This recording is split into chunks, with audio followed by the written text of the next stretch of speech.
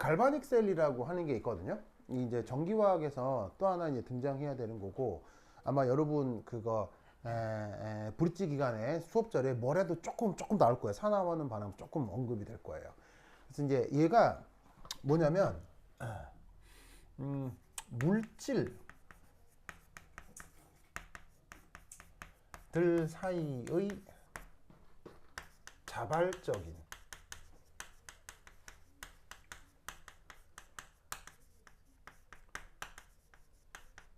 산화환원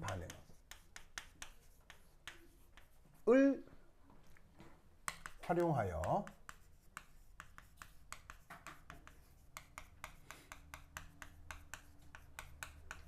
전기 에너지를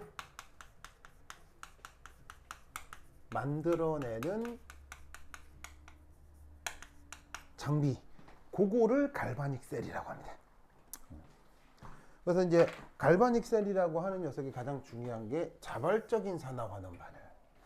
그래서 전기 에너지가 생성. 알겠죠? 그래서 물질들 사이의 반응을 통해 전기 에너지를 만드는 터인지라, 그래서 그 반응물들이 다 쓰여버리면 끝. 뭐 더 이상 어떻게 해볼 수가 없다. 뭐 끝난다는 얘기는 더 이상 전기 에너지도 안 만들어질 뿐더러 재활용도 안 돼요. 재활용이 안 된다는 얘기는 충전도 안 됩니다. 그래서 갈바닉 셀들은 갈바닉 셀은 그 한번 반응이 가면 더 이상 재활용도 안 되고 더 이상 전기 에너지도 만들지 않는. 그러니까 아까 언급했었던 마트에서 살 수 있는 그 조그만 건전지 있죠. 특별하지 않은 보통의 건전지. 그게 전형적인 갈바닉 셀이에요. 무슨 말 되겠죠? 그러면 이 갈바닉 셀이 어떻게 구동되는지, 그러면 어떻게 자발적인 산화환원 반응이 전기 에너지를 만드는지를 몇몇 예시를 통해 살펴보겠다, 이런 말입니다. 자, 그래서 여기 짜잔, 예를 하나 들어 놓았는데요. 여기 잘 보시면 여기 카드뮴 전극이 있습니다. 보이시죠? 그 다음에 여기는 은전극이 있습니다. 은전극. 근데 되게 놀라운 사실은 이 은전극에 뭐가 천 겹 더 발려 있냐면 AgCl. 여러분 아시죠? AgCl 대표적인 무슨 물질? 대표적인 앙금이죠, 앙금. 그래서 사실 은이라고 하면 그 반짝반짝한 금속 광택이 있나요? 네. 그 반짝반짝한 금속 광택이 있는 은판에 앙금이라고 하면 금속 광택이 있어, 없어요? 없거든요. 이게 뭐 약간 이렇게 이게 희끄무리 하거든요. 그래서 딱 그냥 느낌이 요거 분필 갈아 놓은 것처럼 생겼어요. 그래서 이제 분필 가루처럼 생긴 AgCl이 반짝반짝한 음판에 싹 발려 있는 거지. 알겠죠? 그런 놈을 또 하나의 전극으로 삼고, 이때 여기서 스위치 ON. 알겠죠? 그러면 여기서 뭔 일이 벌어지겠느냐, 이런 상황에 대한 일반적인 해석을 좀 해보자, 이런 말이죠. 자, 그럼 우선 첫 번째, 여기 동그라미 이렇게 하시고 동그라미로 합시다. 이제 여기 등장하는 금속 누구 캐드뮴, 은. 이게 AgCl이니까 뭐 은의 한 연장이라고 보면 되겠죠. 그럼 여기서 이제 금속의 반응성 비교 캐드뮴, 은. 자, 이 둘 비교하면 어디가 크고 어디가 더 작다? 바로 은이 더 작습니다. 그러면 이걸 외워야 하느냐? 나도 못 외워요. 그렇죠? 자, 뭔 말이냐? 이런 이제 교사들의 교재를 보면 그 금속의 반응성 이랩시고 막 그가 나마 뭐 철벌 이런 거 막 이런 거 있잖아요. 나도 내가 여러분 나이 때 이거 외웠던 기억이 나거든요. 이게 나는데, 그럼 이거 외워야 되느냐? 이게 너무 불합리하다 이거지. 예, 이게 우리가 원리적 교육만 하면 되지 산업공학적 교육을 우리가 받을 필요는 없지 않느냐. 그래서 사실은 7차 교육과정 바뀌면서 이제 교육개발원에서 이제 가이드라인, 내가 가이드라인 다 읽어봤거든요. 가이드라인에 더 이상 금속의 이윤화 경향성을 외우지 않더라도 문제를 해결할 수 있게 문제가 제시되도록 한다라는 가이드라인이 그 7차 교육과정에 다 포함되어 있어요. 그래서 이제 더 이상 수능 교과 과정에서도 이거 크카카카카 이거 안 외워요. 알겠죠? 안 외워요. 뭔가 다른 방식으로 추론할 수 있는 정보를 준다, 이런 얘기죠. 그게 일반화학과 같은 교과 과정에서는 나중에 이제 배우게 될 거예요. 표준 전위라고 하는 개념이 있거든요. 표준 전이를 통해서 이런 걸 외우지 않더라도 아 누가 더 반응성이 크구나 누가 더 반응성이 작구나를 판단할 수 있는 객관적 지표가 있어요. 그걸 문제에서 제시를 해준단 말입니다. 그걸 보고 알아먹으면 돼요. 그런데 지금은 그런 것이 없잖아요. 그런 것이 없잖아요. 그러면 이럴 때는 그 가이드라인을 어떻게 삼으면 되느냐. 뽀로뽀로뽀로뽀 여러분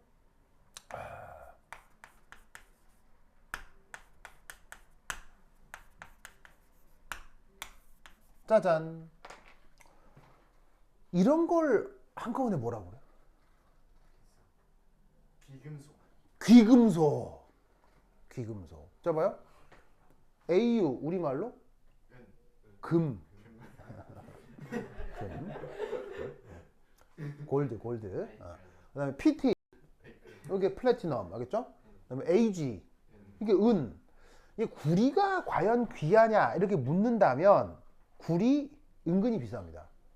구리 은근히 비쌉니다. 그래서 혹시 여러분 그 1997년에 대한민국에 어마어마한 사건이 있었죠. 네, 바로 이제 그 IMF 금융위기 사건이 있었잖아요. 이게 이제 IMF를 여러분 뭐라고 규정해요? 국제적으로 돈 빌려주는 은행 아니에요? IMF는 인터내셔널 모네타리 펀드의 줄임말이거든요. 근데 이제 이 기관에 대해서 묻는 게 아니고 이것을 위시로 한 우리나라에서 벌어졌던 일들을 얘기하는 거예요. 그게 뭐냐? 바로 90년대 중반이면 우리나라가 수출을 못할 때다 잘할 때다? 우리나라에 수출을 엄청나게 잘할 때였어요. 그래서 우리나라에 달러가 차곡차곡 쌓여가고 있었을 때였거든요. 그 달러를 누가 탐냈다? 미국이. 그래서 우리나라에 쌓여있던 미국을 강탈해가는 그 사건이 바로 IMF 외환위기예요. 그래서 IMF라고 하는 기관은 이 기관 설립 누가 한 거예요? 미국 기관이거든요. 미국이 이 기관을 앞세워 우리나라에 있는 달러를 쫙 빨아갔던 그런 일종의 미국에 의한 우리나라의 금융 침략이 바로 이 외환위기 시기였어요. 그래서 여러분 미국을 어떻게 생각하는지 모르겠는데 미국 진짜 무서운 나라예요. 미국 있잖아요. 진짜 뭐 예를 들면 여러분 일본 사람들을 좋아해요? 뭐 개인적으로 만나는 일본 사람에 대해서는 뭐 좋을 수도 있고 싫을 수도 있겠는데 그게 아니라 이제 일본이라고 하는 것에 대한 정치 혹은 외교, 역사 이런 문제를 얘기하는 거예요. 그럼 여러분들은 이거에 대해서 꽤 긍정적이에요, 부정적이에요? 글쎄 뭐 내가 느끼는 바로는 부정적인 영향이 좀 더 크지 않을까요?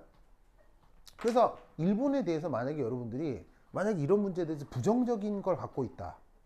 그러면 이런 부분에 대해서 일본이 아무래도 잘못한 게 있지 않겠나? 그럼 잘못한 게 있으니까 우리가 좀 부정적으로 생각하는 게 아니냐라고 해본다면 그 일본이 한 이 우리나라의 한 잘못 있잖아요. 그거에 곱하기 10 한 만큼 나쁜 짓을 한 나라가 있어요. 어디게요? 그러니까 이 나라는 나는 어떻게 표현하고 싶냐면 악마가 지구에 현신하여 나라를 만들었다면 이 나라다 하는 나라가 있어요. 그러니까 이건 어떻게 악마가 아니고서 무슨 이런 짓을 저지를 수 있나? 하는 짓을 인류 역사상 저질렀던 나라가 있어요. 그러니까 다행스럽게도 이 나라가 우리나라랑 직접 안 엮인 거야. 우리는 그냥 일본이랑 직접 엮여서 일본 할 때 들어온 걸 본 거지 그냥. 근데 이게 역사를 쫙 보면 이 일본 곱하기 18만한 나라가 있다니까요. 그게 영국 프랑스예요. 영국 프랑스요. 여러분 프랑스 무슨 나라입니까? 바로 루이비통과 샤넬의 나라 아닙니까? 루이비통, 샤넬 이런 말 들어본 적 있죠? 여러분 전 세계 사람들 루이비통, 샤넬 좋아해요, 안 좋아해요? 어마어마하게 좋아하잖아. 그걸 앞세운 프랑스의 이미지 좋아요, 나빠요? 나쁘지 않잖아요. 그런데 그 프랑스의 역사를 뒤지면요, 진짜 악마예요, 악마. 그런데 그 프랑스, 영국, 일본 다 합쳐서 곱하기 10한 나라가 그게 미국이에요. 미국은 진짜 무서운 나라예요. 진짜 무서운 나라. 그래서 너무 무서워서 척지면 안 돼요. 알겠죠? 척지면 좆됩니다. 알겠죠? 이게 말이 통하는 나라도 아니고요. 하여튼 진짜 정말 무서운 나라입니다. 뭐 여하튼. anyway, 그래서 그 IMF 때 우리나라의 많은 아빠들이 다 실직되고 하겠어요? 미국한테 자본을 다 뺏기니까 회사 망하고 실직하고 그다음에 명예퇴직하고 먹고 살 길 없고 해가지고 그 많은 아빠들이 자살하고 알아요? 엄청 자살하셨어요. 97년에 내가 대학교 3학년 때였거든요. 이때 자살해가지고는 집안 막 풍지박산 나고 이런 되게 많아요. 그런 일을 자행하는 나라가 미국이에요. 미국이 어떤 메커니즘으로 이렇게 자행하는지는 얘기가 너무 길어서 더 구체적으로 얘기는 말씀 못 드리겠지만 여하튼 그래서 이 IMF 때 먹고 살 길이 막막했던 사람들이 뭐까지 했게요? 바로 저 고압 전선탑 있죠. 거기 올라가서 그래서 불을 뜯어요. 고압선 있잖아요. 그걸 잘라요. 그걸 들고 와서 고물상에 팔아요. 그러면 고압 전선 이게 재질이 뭐예요? 구리죠? 그럼 구리가 있잖아요. 이 고압 전선 1m 정도 되면 고물상에서 10만 원 받을 수 있어요. 그 시절에 10만 원. 예. 예, 그 시절에 10만 원이요. 그래서 1m당 10만 원 정도 하거든요. 물론 고압 전선이 되게 두꺼워요. 두껍지만 그게 엄청나게 순도 높은 구리거든요. 1m 잘라가면 고물상에서 10만 원 받아요. 그러면 이게 뭐야? 1m니까 10m 잘라가면 100만 원 벌 수 있다는 얘기지. 그렇게 치면 전국에 깔려 있는 고압 전선 구리선을 생각해 보면 이거 사실 가격이 만만한 거예요. 이거 상당히 비싼 놈이에요. 엄청 비싼 거예요. 알겠어요? 이유가 뭐냐? 이 구리도 얘들과 마찬가지로 전 우주적인 매장량이 아주 작아요. 그래서 얘네들보다는 조금 싸지만 그래도 이 구리도 귀금속의 반열에 살짝 들어가요. 알겠죠? 그래서 이런 애들을 다 뭐라고 부르냐면 야든둥 귀금속이라 한다면 이 귀금속들은 기본적으로 반응성이 커요? 반응성이 작아요? 기본적으로 반응성이 아주 작다. 그래서 반응성이 작기 때문에 이 귀금속들은 자꾸 형태가 변해요? 계속 그대로 존재해요? 계속 그대로 있죠. 어제 사놓은 금반지 오늘 그대로일 거 아니에요. 그러니까 금반지를 사두는 이유가 1년이 지나건 10년이 지나건 아니면 3대에 걸쳐서 물려주건 금반지의 가치는 변해요, 안 변해요? 안 변하죠. 차라리 물가 변동에 따라서 가격이 오르기도 하고. 무슨 말인지 알겠어요? 그러니까 이 금을 무슨 수단으로 사용하는 거예요? 인간이 화폐의 수단으로 사용하는 거죠. 즉 화폐의 수단으로 사용하고 재산 가치를 인정받으려면 그 형태가 자꾸 변해야 돼요. 형태가 안정적으로 유지돼야 돼요. 안정적으로 유지돼야 되는 것이 바로 귀금속의 중요한 성격입니다. 무슨 말인지 알겠어요? 그래서 우리가 평소에 알고 있는 금, 은, 백금 혹은 구리까지를 포함한다면 당연히 얘들은 반응성이 무조건 뭐하다? 작다. 무슨 말인지 알겠죠? 알겠죠? 그러니까 캐드뮴의 반응성이 큰지를 몰라도 상관없다는 얘기예요. 캐드뮴이 반응성이 크다가 아니라 얘가 누구보다도 반응성이 작다. 무슨 말인지 알겠어요? 그러면 작지 않은 건 더 크겠지 뭐. 알겠어요? 이렇게 판단을 하면 된다는 얘기예요. 그래서 7차 교육 과정에서도 다 문제가 이런 식으로 나옵니다. 무슨 말인지 알겠어요? 귀금속과 그렇지 않은 금속. 알겠죠? 이 가이드라인만 지키면 반응성은 금방 판단할 수 있어요. 알겠죠? 그러니까 이런 더러운 문제는 안 만든다고요. 금과 구리 전국으로 만든 배터리 이런 건 절대 안 나온다 이런 말이에요. 무슨 말인지 알겠어요? 그런 건 개사기예요. 개사기. 무슨 말인지 알겠죠? 예. 그런 거는 아무런 의미가 없는 거죠. 그래서 그런 건 나올 리가 없으니까 걱정할 필요 없고 이런 식으로다가 귀금속들의 반응성이 작다라는 정도만 알아두시면 됩니다. 알겠죠? 자, 그런데 이때 금속의 반응성이란 금속의 무슨 반응성일까요? 그러니까 금속도 여러 가지 반응을 할 수 있거든요. 금속도 여러 가지 반응을 할 수 있는데 그 여러 가지 반응 중에서 어떤 반응에 대한 반응성 비교를 한 걸까요? 바로 산화 반응이에요. 산화 반응을 얘기하는 거예요. 자, 산화는 전자를 잃는 거예요, 전자를 얻는 거예요? 산화는 아까부터 전자를 잃는 거라고 했죠? 그러면 금속이 전자를 잃으면 얘는 보통 양이온이 되겠어요, 음이온이 되겠어요? 양이온이 되는 걸 얘기하는 거죠. 무슨 말이겠어요? 전자를 잃으니까 중성 상태의 전자가 떨어져 나가면 걔는 플러스 양이온이 될 거 아니에요. 그렇죠? 그러니까 여기서 얘기하는 반응성이라고 하는 건 금속이 전자를 잃고 산화하는 반응성이 어디가 더 크다?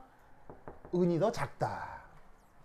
알겠죠? 그러면 이때 어떤 생각을 해볼 수가 있느냐? 바로 봐. 아, 캐드뮴이 산화 반응이 되겠군요.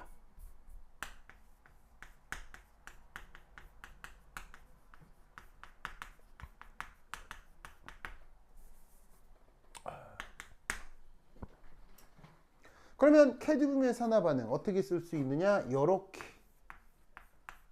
얘가 요렇게 되면서 전자 두 개를 내어 놓습니다. 아, 그리고 이때 왜 하필 카드뮴이 2+냐 이런 거는 걱정하지 마세요. 이런 건 문제에서 제시해 주니까 그냥 지금 이제 알고 있는 지식이라고 생각합시다. 카드뮴의 산화수는 보통 2+가 하나입니다. 그래서 이제 특별한 언급이 없으면 2+라고 하면 되는데 이게 문제로 제시될 때는 그래서 카드뮴이 산화를 하면 2+다라는 단서를 어떤 식으로건 제시하니까 그러려니 하고 받아들이시면 돼요. 그래서 얘가 중성 상태에서 2+가 되면서 전자를 내어 놓은 거죠. 자, 그러면 누군가 산화를 했다면 누군가는 뭘 해야 되겠어요? 환호를 해야 되겠죠. 자, 그러면 어떤 일이 벌어지느냐?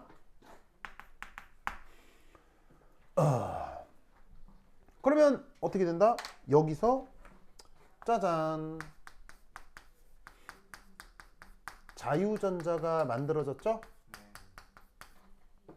그러면 여기서 카드뮴이 2+로 녹아 나오면서 이렇게 자유전자가 생성된 거예요. 그러면 자유전자가 만들어진 여기 산화 반응인 거예요? 환원 반응인 거예요? 방금 여기 말씀드렸다시피 산화 반응이죠? 그래서 카드뮴 전극을 이 경우는 산화 전극이다. 이렇게 얘기해 볼 수 있죠? 그리고 현재 이 산화 전극에서 보시다시피 자유 전자가 만들어졌죠? 그럼 여러분 공학적으로 자유전자를 만들어내는 전극을 무슨 극이라고 하죠? 화학공학적으로 자유전자를 만들어내는 전극을 뭐라고 하죠? 그걸 마이너스 극이라고 하죠. 아까 얘기했었잖아요. 이렇게 극이 되면 이거 마이너스 극이고 플러스 극이죠. 플러스 극에서는 전자가 강제적으로 회수된다고 했죠. 마이너스 극에서는 전자가 강제적으로 튀어나간다고 했죠. 왜 강제적으로 나오겠어요? 자유전자 여기서 만나보지 뭐. 그래서 자유전자를 만들어내는 극이 공학적으로 마이너스 극이 되는 거예요. 알겠죠? 그래서 지금은 저 카드뮴 극이 마이너스 극이다. 자, 그럼 두 번째 스위치 온 하면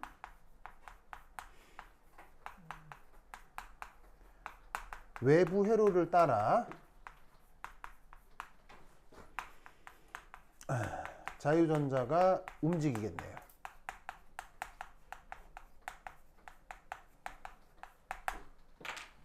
그래서 어떻게 되냐면 여기 있는 요 전자가 스위치 온 해서 외부 회로를 따라 이런 식으로 반대쪽 전극으로 이동을 합니다.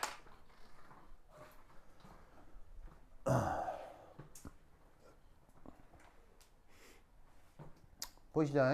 보이시죠? 이렇게 됩니다.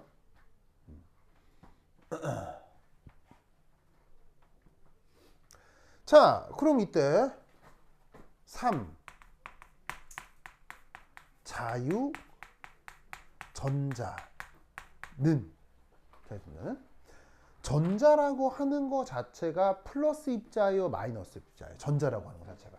전자라고 하는 것 자체가 마이너스 입자죠. 그러면 마이너스인 전자는 다른 마이너스를 좋아하겠어요? 중성을 좋아하겠어요? 아니면 플러스를 좋아하겠어요? 전자는 주변에 플러스를 좋아할 거 아니야, 그지? 그래서 이놈이 이 자유전자가 여기서 만드는 자유전자가 이렇게 이동을 해가지고 여기를 뚫레뚫레 봤더니 하하 플러스가 있나 하고 봤더니 은은 산화수가 얼마야? 0이죠.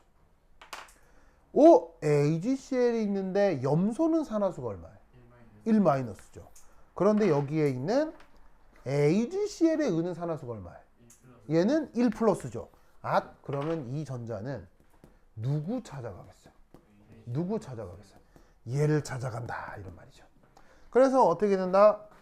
자유전자는 플러스 성격의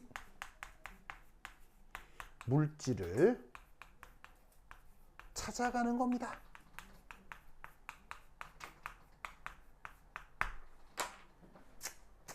아시겠죠? 그럼 여기서 어떤 일이 벌어지느냐?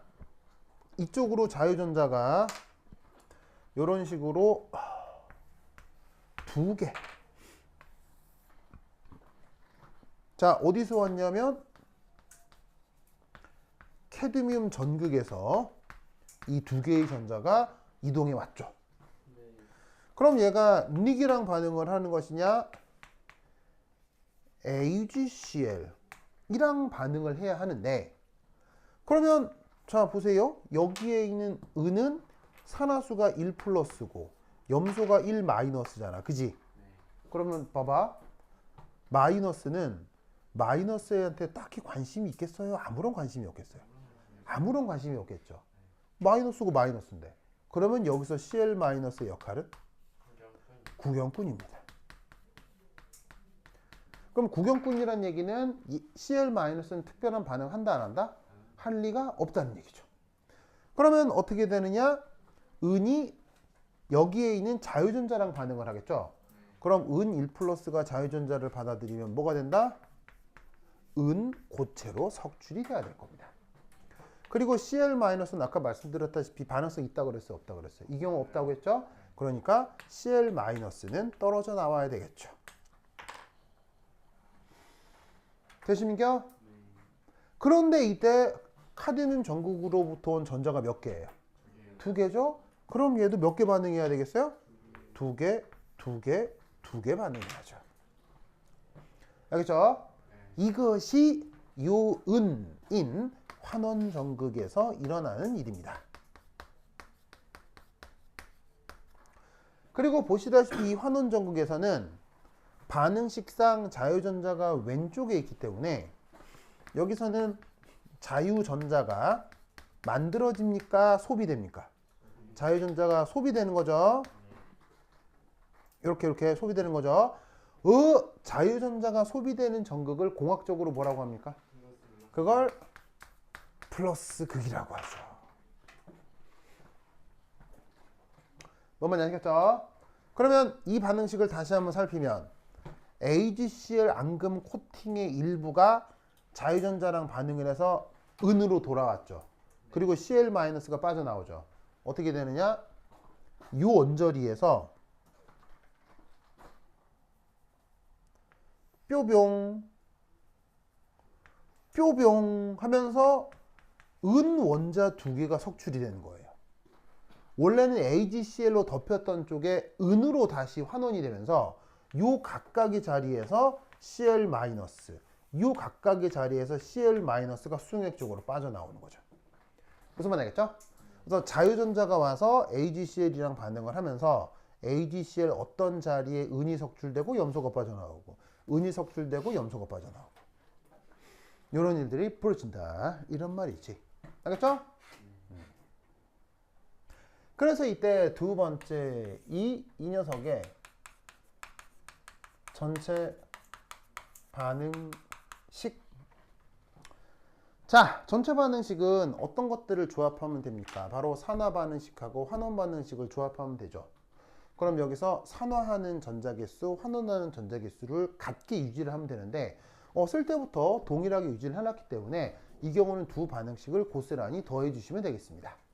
그러면 어떻게 될 거냐? 이 경우는 카드뮴이 AgCl 얘와 반응을 하면서 카드뮴 2 플러스 이온이 되고 은이 석출되고 Cl-가 만들어지게 되죠. 됐습니까? 그리고 이때 또 하나 재밌는 건 3 수용액은 항상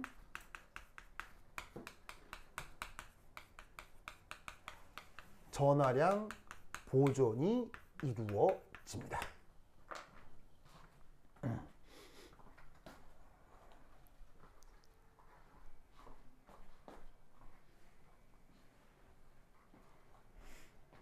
미성아, 갑자기 이상한 신호 뜨면 나한테 얘기 좀 해줘야 되겠죠? 그렇죠?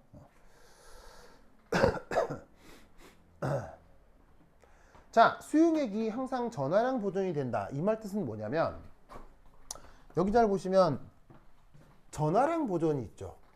이게 수용액에서 나타난다. 무슨 의미일까요? 그냥 계속 중성이라고. 정답. 바로 뭐냐면 수용액은 언제나 전기적으로 중성이어야 합니다. 수용액이 알자 양이온을 띈다. 수용액이 알자 음이온을 띈다. 무조건 틀린 겁니다. 무조건 틀린 거예요. 수용액은 언제나 정기적으로 중성이 되어야 합니다. 그 말이 무슨 말이냐? 자, 여기 관념적으로 카드뮴 2+ 이온 하나의 생성을 생각했죠. 그럼 자유전자 두 개가 만들어지고 자유전자가 반대쪽 전극을 향해서 이동을 한 후 은이온 두 개가 석출이 되면서 동시에 Cl- 이온 두 개가 만들어지죠. 요거 얘기하는 겁니다. 양 2+ 양이온 하나가 만들어졌더니 1- 음이온 두 개가 딱 박자에 맞춰져 만들어져야 됩니다. 이 현상을 뭐라고 한다? 이게 전하량 보존이에요.